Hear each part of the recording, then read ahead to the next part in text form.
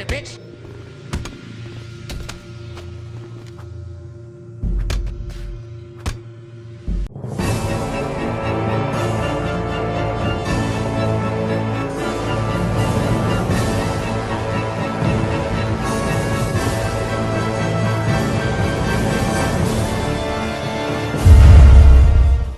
What's going on, everybody? Whose channel you back on? It's this guy. Now today's video is going to be another let's look back on a topic, and this time not being just a character or a move, but this time being based off of a CAC, this being the Frieza races. Mainly because somebody on the Super Saiyan Blue Goku video commented, and I won't say a name, you guys can go see for yourself because I don't delete comments. Usually it's the person that deletes them themselves or whatnot. But basically, it was something along the line that Frieza races and Namekians are cheap. Now, I can't really speak upon Namekians because we've seen how they are, but I'll defend Frieza races because that's obviously my race. I'll see what I can do for Namekians later on. Now, you guys are also seeing the fact that this is a Dark Souls video intro instead of me usually describing them with actual gameplay. And that's because I actually let someone use my Xenoverse 2 at the moment. I'll see if I can use my uncle's or somebody else's copy next time. But in the meantime, I'll be at least able to describe it from, just hearing me while you guys look at Dark Souls. Now, Frieza races, we do have a few infinites, we do have, the speed advantage when it comes to many races, but we don't have the strike and basic attack advantage. We do make it up when our Ki Blast damages, and our speed, as well as our stamina recovery whenever we are fighting, and as well as being attacked itself.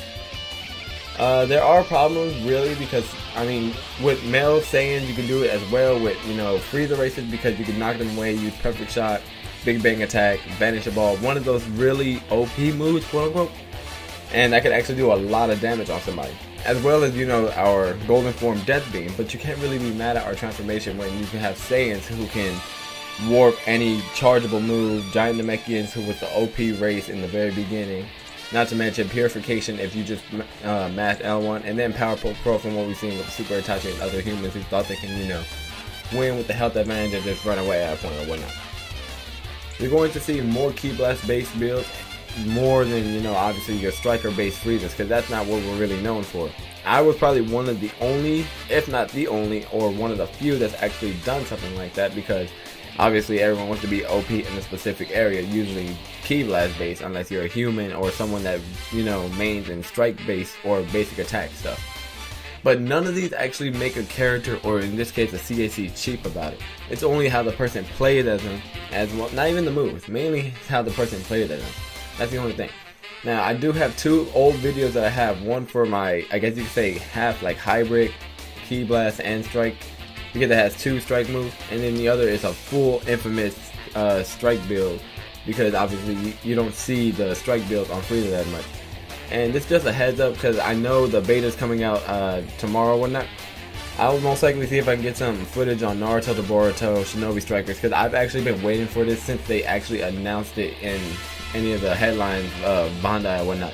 So go ahead and watch these these two videos, my bad, and I'll see you guys next time. Alright, going into the first fight, it's actually a male Saiyan who challenged me in Kantan City, so it was my best chance to actually, since my data was lost at the moment, I don't have all my gear, I don't have all the moves necessarily, so I don't have Savage Strike in the combo, so right now it would be Raccoon Kick, Cross Arm Dive, Eagle Kick, and right now I put a counter, I had put Flash Fist Crush. Transformation, it's golden form, but I don't really need to use it as much. Yeah, it does work with the Ki Blast, so that's the only reason why I put it on, because the Ki Blast of Frieza aren't that bad no matter what build you have. So right here is where I break the stamina, and that's where I go for Eagle Kick. Then I tried to go for a Cross Arm Dive, and I completely missed. That was the biggest fail probably with this entire build. Now, I do get into a little combo, and then my Super Soul activates while I go to Raccoon Kick, so that's now, I guess you could say, triple the damage, because the boost from Raccoon Kick as well kicked in. So, the only thing about this, I thought he was kind of newish, because he went straight into 20 times Kaioken, so I kind of predicted something was going to happen, so that's why I went for my counter. And because of netcode problems, he could have actually kicked me away, but my grab took priority, like how hits most moves, that's how he is, and I took the win for that. Now that's the striker build for a Frieza. If you have the speed, the strength doesn't really matter because all you have to, well, it does kinda as long as you put the points into the right places. But since we have the speed advantage, we kinda do have a lead on most people. It depends on the player. That goes on for anything, character, moves, and whatnot. Now the second player, I've actually fought him before this match. I forgot who he had, like female Saiyan or whatnot, but this is more of like my hybrid main class you would see me walk around in games with. That's actually my main class.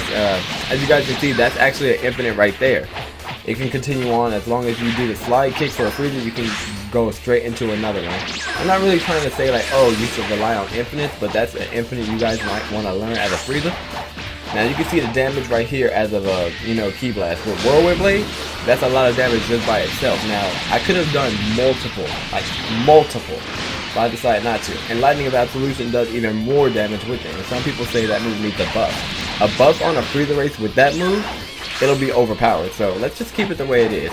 I do have Android Kick to have more of like a mobile, moving around type move, but other than that, that's the only reason I had. There was no necessary need for me to do my ultimate, which was Series Bomb, or Last Emperor, because we already know what Last Emperor does.